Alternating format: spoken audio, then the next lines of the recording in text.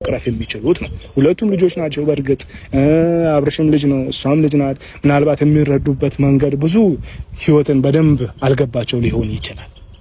ከነሱ ደግሞ አንቺ ተሽለሽ ከተገኘሽ ከነሱ ደግሞ የተሻለ አይምሮ ከገባሽ አንዳንዴ ቆም ማለት የተሻለ ነው።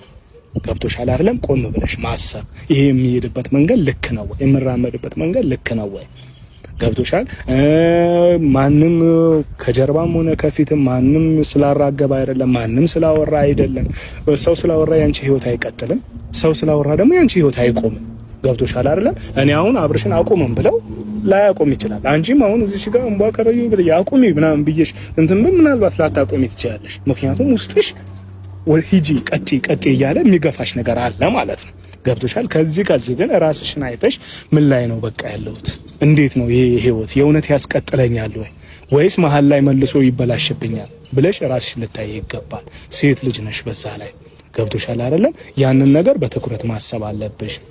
እና እንደዚሁ ደግሞ ልታወሪኝ ስለመጣሽ በጣም ነው የማመሰግነው። የእውነት በጣም አመሰግናለሁ። እግዚአብሔር ያክብርሽ። አክብረሽኝም ስለመጣሽ ደውዬም ሳናግርሽ እሺ ስላልሽኝ በጣም አመሰግናለሁ። እና ራስሽን ቴኬር አድርገሽ ራስሽን በደንብ ባይነኝ ነኝ።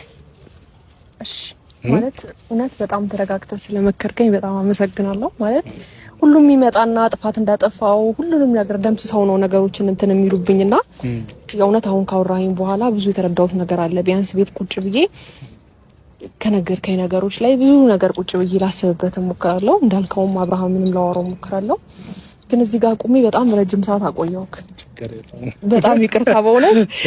ሻይ ቡና እያልን ማውራት እንችላለን አይሻልም? ይቻላል፣ ችግር የለም። እሺ። እና በጣም ላመሰግን የምፈልገው ነገር በእውነት እኔ ከልቤ ነው የምልክ።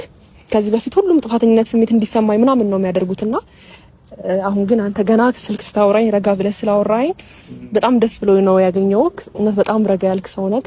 እግዚአብሔር እኔ እንዳከበርከኝ ያክብርክ። ምክንያቱም በአብርሃም በኩል የሚመጣብኝ ነገሮች አጠገቢ ሆነው የሚረዱኝ አቤልና ብሩክ ናቸውና በእውነት በዚህ ልክ አክብረህ ስላወራኸኝ እግዚአብሔር ያክብርልኝ።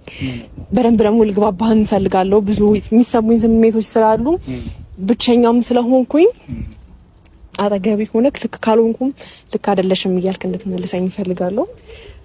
ስለተዋወቅኩ በጣም አመሰግናለሁ። ኑርልኝ። እውነት በጣም አመሰግናለሁ። በጣም ረጋ ያልክ ሰው ነህ ከምልህ በላይ።